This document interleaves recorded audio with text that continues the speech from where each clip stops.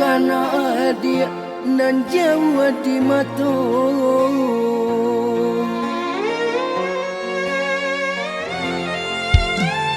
lah karyang ranting nan alah lapu indah ka mungkin buruang kainggo wah itu cinta nan denai rasakan kurang disayang antah kamano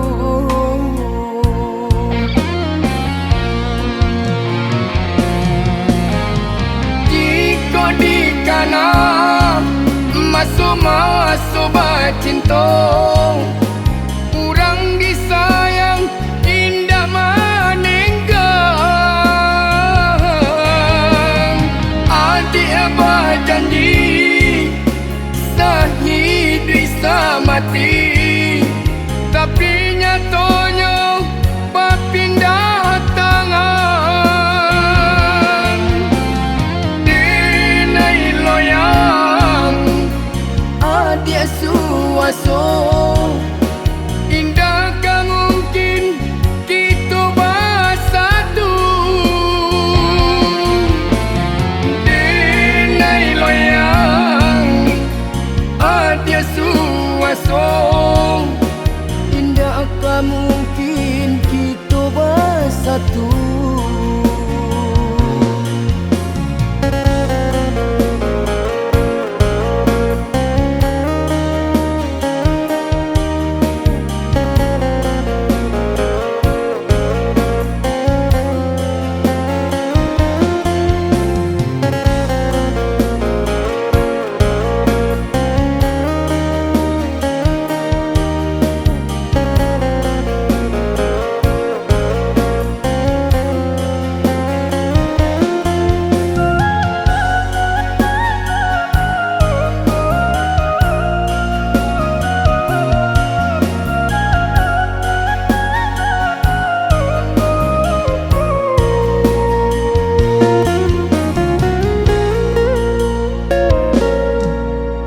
lah karyang ranting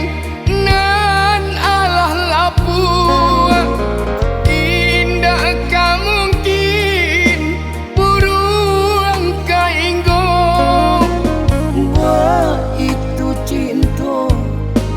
nan denai rasakan kurang disayang antah kamano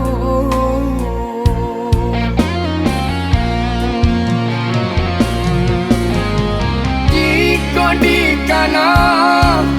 masuk bacinto